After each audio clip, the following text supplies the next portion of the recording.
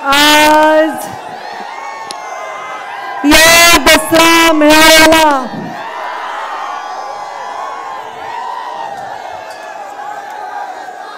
तुम्ही ठरवून आलात की मला भाषण करू द्यायचं नाही काय? मला असं वाटतं बाकीचे जे वर कानाकोपऱ्यात जे लोक आहेत, जे झाडावर चढलेत, त्या टावरवर चढलेत, त्या झाडावर टावरवर हे सगळे लोक स्वतः आलेले आहेत. मी तुम्हाला आणलं का? तुम्ही जर स्वतः आला असताल, तुम्ही जर स्वतः आला असताल आणि भगवान बाबाची आणि या डोंगराची औलाद असताल तर तोंड बंद करा, तोंड बंद करा तुम्ही. आज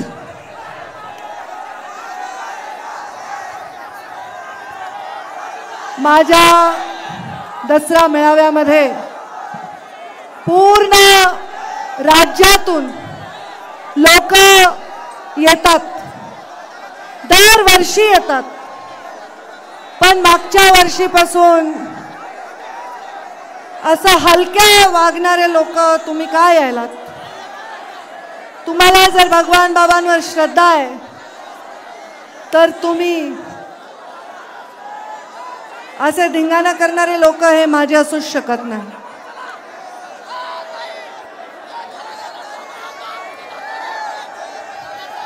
आज माझ्यासाठी, बाबांसाठी आणि गोपीनाथ मुंडे साहेबांचा वारसा जगण्यासाठी आलेल्या प्रत्येक माणसाचं मी अत्यंत हृदयातून स्वागत करते. आणि भगवान बाबांनी सुरू केलेलं सीमोल्लंघन हे आज एवढ्या पुराच्या, अतिवृष्टीच्या, अत्यंत अडचणीच्या काळात देखील तुम्ही यशस्वी करून दाखवलंय. मी तुमचे मनापासून अभिनंदन करते. कारण सीमोल्लंघन ही एक परंपरा आहे, परंपरा. सीमोल्लंघन हा मेळावा नाही. आपला दसरा हा केवळ एक मेळावा नाही. डोंगर कपाऱ्यामध्ये कष्ट करणाऱ्या, ऊस तोडणाऱ्या, अत्यंत संघर्षाने उभे राहिलेल्या या साध्या साध्या फाटक्या माणसांचा हा कार्यक्रम आहे. मी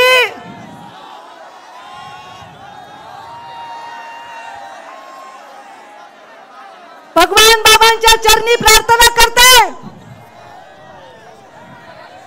एवढ्या नदीमध्ये पूर आला असताना, गावागावामध्ये पाणी शिरलं असताना, लोकांचे घर आणि संसार वाहून गेले असताना देखील तुम्ही एवढ्या उन्हात, एवढ्या अडचणीत, एवढ्या लांब आलात. आलात की नाही बुलढाण्यावरून? आलात की नाही जळगाववरून? आलात की नाही वाशिम वरून? आलात की नाही नाशिक वरून? आलात की नाही नगर वरून, पाथर्डी वरून, केज वरून, आष्टी, पाटोदा, बीड, शिरूर, सर्व महाराष्ट्राच्या कानाकोपऱ्यातून तुम्ही लोक आलेले आहात.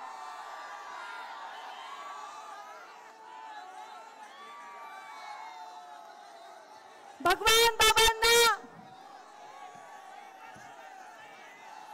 मुंडे साहेबांनी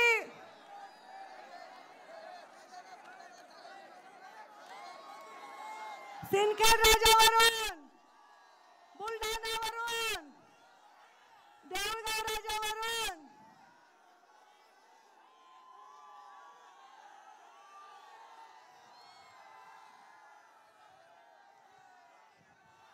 मला आजच्या या परिस्थितीमध्ये एकच बोलायचंय, एकच.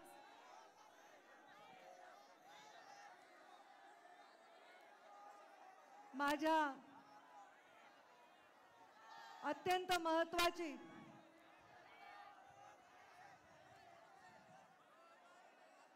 ही परंपरा, सोन्यासारखे माणसं इथे आलेत, सोनं लुटण्यासाठी आलेत. एक एक माणूस इथलं, एक एक सोन्याचं नाणं खणकणारं नाणं. ते सज्जनासारखे गरिबासारखे बसलेत, ते माझे शब्द ऐकण्यासाठी बसलेत.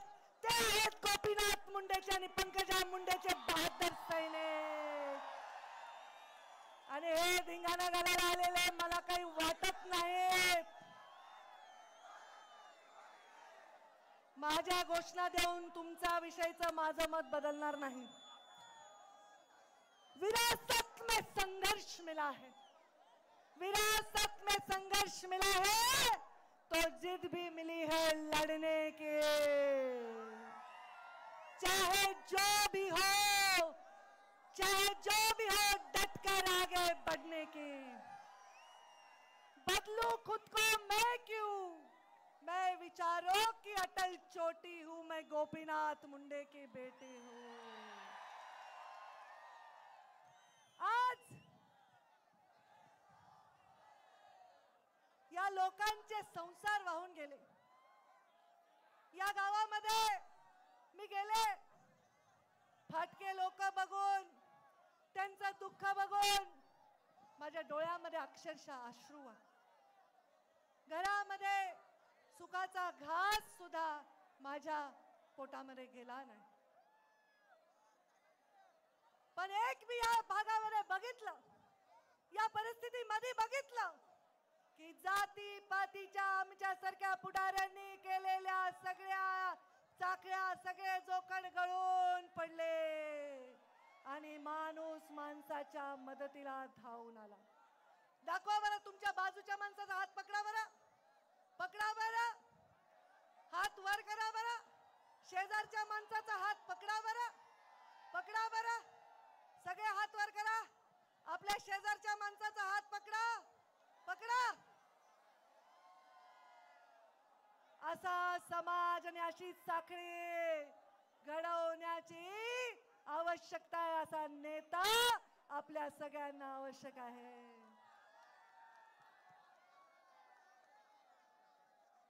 माझ्या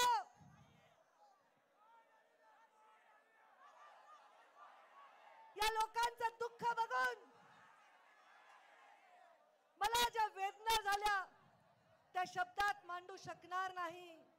पण देवेंद्र फडणवीस राज्याचे मुख्यमंत्री यांच्या वतीने आणि केंद्रात बसलेले आमचे प्रधानमंत्री नरेंद्र मोदी यांच्या वतीने मी शब्द देते की या शेतकऱ्याला पूर्णपणे मदत करण्यासाठी सरकार त्यांच्या पाठीशी खंबीरपणे उभे आहे. कारण लोकांचं दुःख हेच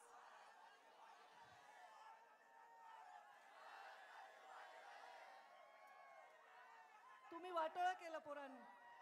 कोणाची सुपारी घेऊन आलात मला माहित नाही. तुम्हाला शरम नाही, तुम्हाला शरम नाही, तुम्हाला शरम नाही.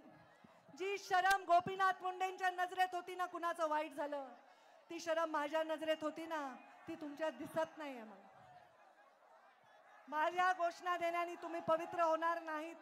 तुम्ही कशासाठी आलायत हे मला कळलंय. जो माझा दसरा भगवानगडाचा होता तो सुद्धा माझ्याहून हिरावून घेतला. आता तुम्ही पण हा हिरावून घेण्यासाठी आलायत असं वाटायला नाही. कारण इतके वर्ष मी इथे भाषण केलं पण असा बेशिस्तपणे कोणी वागलेलं नाही, कोणी वागलेलं नाही. तुम्ही तुमच्या शुद्धीवर नाही असे माणसं मी सांभाळतच नाही.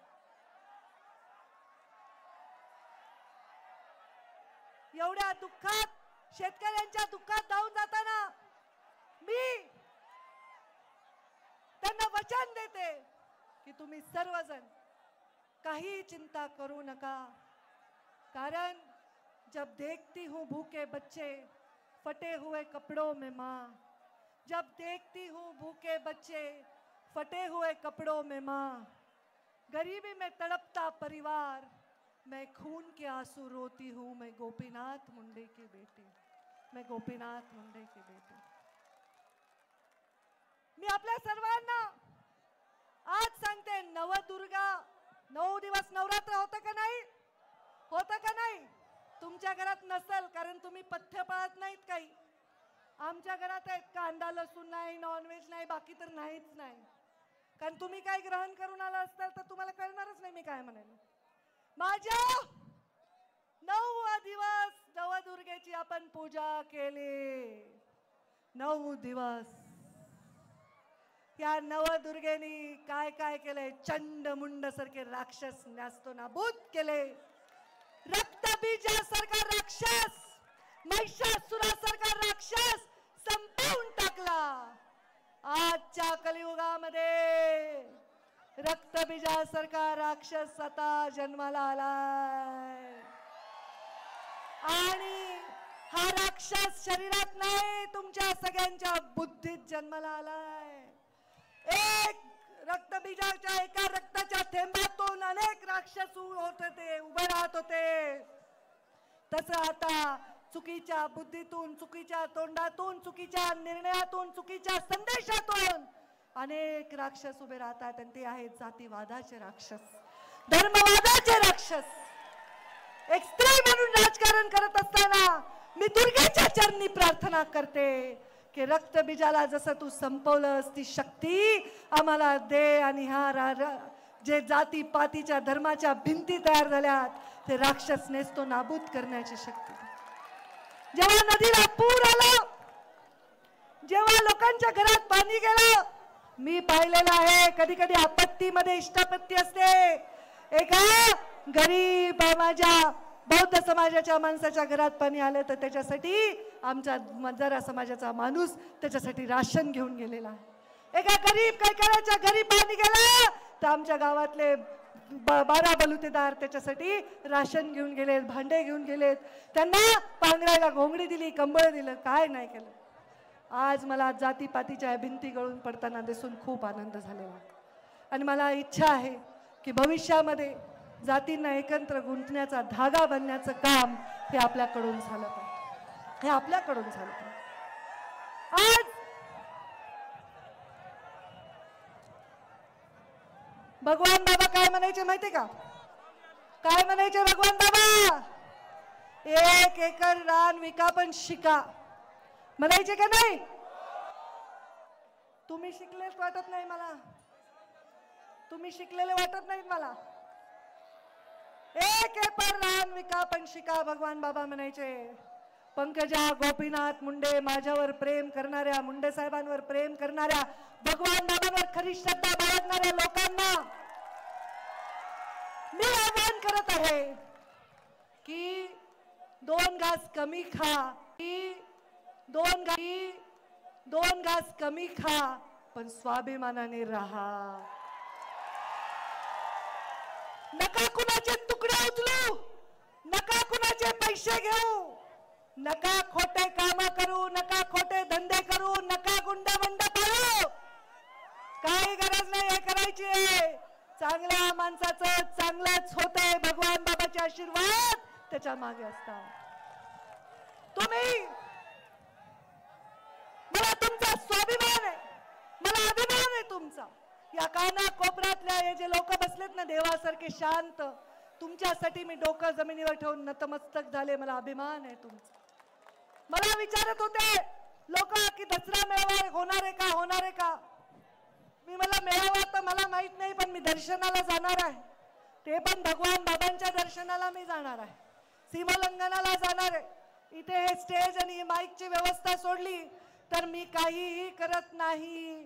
केवळ एका ट्विटरवर ट्वीट टाकल्यानंतर अर्ध्या रात्रीतून या सावरगावला लाखोचा मेळावा झाला. ते खरे भगवान बाबांचे भक्त, ते खरे भगवान बाबांचा आदर्श, ते खरे भगवान बाबांच्या चरित्राचा आदर करतायत. अरे भगवान बाबांनी किती यातना भोगल्या, किती यातना भोगल्या. ए भगवान बाबांनी काही माहिती का तुम्हाला अक्कल? अरे स्वतःला खरं सिद्ध करण्यासाठी, स्वतःचं चारित्र्य सिद्ध करण्यासाठी स्वतःला असंख्य वेदना करून स्वतःचं अंग कापून टाकलं. त्या भगवान बाबाच्या समोर नतमस्तक झाल्याशिवाय राहायला नाही पाहिजे. त्यांनी, माझ्या बाबांनी भगवानगडावर दसरा मेळाव्याला जायचे. माझे बाबा भगवानगडावर दसरा मेळाव्याला जात असताना एकदा मला भगवान गडाच्या पायथ्याशी मेळावा घ्यावा लागला आणि मग रात्रीतून मी इथे आले. 11 वर्ष अत्यंत अभिमान वाटेल अशी ही यात्रा होती. एखादा रेकॉर्ड मी मोडला तर पुढचा रेकॉर्ड तयार करण्यासाठी मी काम करत असते. आज मी आपल्या सगळ्यांना सांगते, भगवान बाबांचं जे करायचं होतं ते मी केलं. हे सावरगाव ओळखीतच नव्हतं, लोकांना माहीत नव्हतं. हे माझं सावरगाव, माझ्या भगवान बाबांचं जन्मगाव. इथे भगवान बाबांची इतकी सुंदर मोठी मूर्ती मी उभा केली. माझ्या एकटीने हे केलेलं नाही, माझ्या कार्यकर्त्यांनी हे केलेलं आहे. माझ्यावर, मुंडे साहेबांवर, भगवान बाबांवर श्रद्धा असणाऱ्यांनी हे केलंय. कुणाचा रुपया घेतला नाही, कुणाची टक्केवारी घेतली नाही, कुणाचा चहाची मिंदी नाही, पण हे भगवान बाबांचं तिथे गोपीनाथ मुंडेंचं एवढं भव्य स्मारक उभं केलं. सरकारी मदतीतून हे झालेलं स्मारक नाही आहे, या ऊस तोडणाऱ्यांच्या घामातून तयार झालेलं हे स्मारक. या स्मारकावर मी आपल्या सर्वांच्या उपस्थितीमध्ये एवढी शपथ घेईन की मुंडे साहेबांनी जो मला वसा दिलाय, तो वारसा दिलाय, तो वसा आणि वारसा मी कधीही कधीही कधीही खाली मान घालायला तुम्हाला लावणार नाही. सत्तेत बसले असेल किंवा विपक्षात असेल, सत्तेच्या खुर्चीवर नाही, सामान्य माणसाच्या अगदी जमिनीवर बसलेली असेल, सामान्य माणसाचा हित हे माझ्या मनापासून कधीही दूर जाणार नाही. पंकजा मुंडे, गोपीनाथ मुंडेंचा वारसा चालवत असताना प्रत्येक जाती पातीच्या 18 पगड जातीच्या माणसासाठी लढणार आहे. काल आमचा बोराडे धनगर आरक्षणासाठी तिथे बसला. 2 दिवस तुमची बहीण तिथे त्याच्यासाठी बसून राहिली, त्याच्या तब्येतीची काळजी. गोपीनाथ मुंडे साहेबांनी मराठा आरक्षणाला समर्थन दिलं होतं, तेच आपणही मराठा आरक्षणाला समर्थन दिलंय. मराठा आरक्षणाला विरोध मुंडे साहेबांनी केला नाही, पण आमच्या लेकराच्या ताटातलं घेऊ नका एवढीच आम्ही विनंती केली. माझ्या मंचावर उपस्थित असणारे निवडून आलेल्या माणसाच्या प्रचारासाठी गेले, त्याची कधी जात पाहिली नाही. जात पाहिली ती फक्त आणि फक्त माणसाची जात पाहिली. माणसाची जात पाहिली कारण मी शिकलेच नाहीये जात पाहणं, मी शिकलेच नाहीये भेदभाव करणं, कारण भगवान बाबांनी ते शिकवलं नाही, माझ्या बाबांनी ते शिकवलं नाही. जात पात कहा मानी है मैंने, धर्म कहा है माना, इंसानियत ही मेरी जात है, मानवता ही मेरा धर्म यही दिखाना. म्हणून तोड़ना लोगों के बीच की दीवार ये मोटी मोटी, चाहती हूँ मैं मुंडे साहब की बेटी हूँ, मैं मुंडे साहब की बेटी. आपल्या सर्वांनी जे आलेले आहेत, वर्षानुवर्ष परंपरा राखली आहे, त्यांचे हात जोडून मी आभार मानते की तुम्ही देवासारखे आलात, संतांसारखे आलात, भगवान बाबांच्या रूपाने माझ्या समोर आलात. खरं सांगते, मी तुमचं दर्शन घेण्यासाठी आले. मला या सभेचा मोह नाही, या सभेवरून माझे विषय मांडण्याचा मोह नाही. माझा मोह एवढाच आहे की माझा समाज भुकेलेला आहे. महामानव बाबासाहेब आंबेडकर आणि महात्मा गांधी, आज त्यांची जयंती आहे. महात्मा गांधींना वंदन करते. महामानव बाबासाहेब आंबेडकर आणि महात्मा गांधींचा एक प्रसंग वाचनात आलाय. सत्य असावा असं गृहीत धरून सांगते की ते दोघं एका रूम मध्ये होते आणि महात्मा गांधी वेळेवर झोपले होते आणि बाबासाहेब आंबेडकर मात्र रात्रभर जागे होते. महामानव बाबासाहेब आंबेडकरांना महात्मा गांधींनी विचारलं, का रे बाबा रात्रभर तुम्ही का नाही झोपला? त्यांनी सांगितलं, माझा समाज झोपला आहे म्हणून मला झोप येत नाही. तुमच्या डोळ्यामधले अश्रू बघून मला झोप येत नाही, तुमचा संघर्ष बनवून मला झोप येत नाही. माझ्या प्रीतमनी रेल्वे आणली बीड जिल्ह्यामध्ये आणि आता मी पाणी आणल्याशिवाय मला झोप येणार नाही. सत्ता हो या विपक्ष, मैंने सच हमेशा कहा. सत्ता हो या विपक्ष, सच को सच मैंने कहा है. ताकत होकर भी सिर्फ सेवा ही दिखाया मजबूर जहां है. सत्ता हो या विपक्ष, सच को मैंने सच कहा है. ताकत होकर भी सिर्फ सेवा ही की है, जहां दिखा मजबूर जहां है. समाज मेरा भूखा है, मैं चैन से कहा सोती हूँ, मैं गोपीनाथ मुंडे की बेटी हूँ. आपल्या आलेल्या सर्व सज्जनांचे आभार, सर्व सोज्वळ लोकांचे आभार आणि आपल्या सर्वांना माझा मानाचा जय भगवान.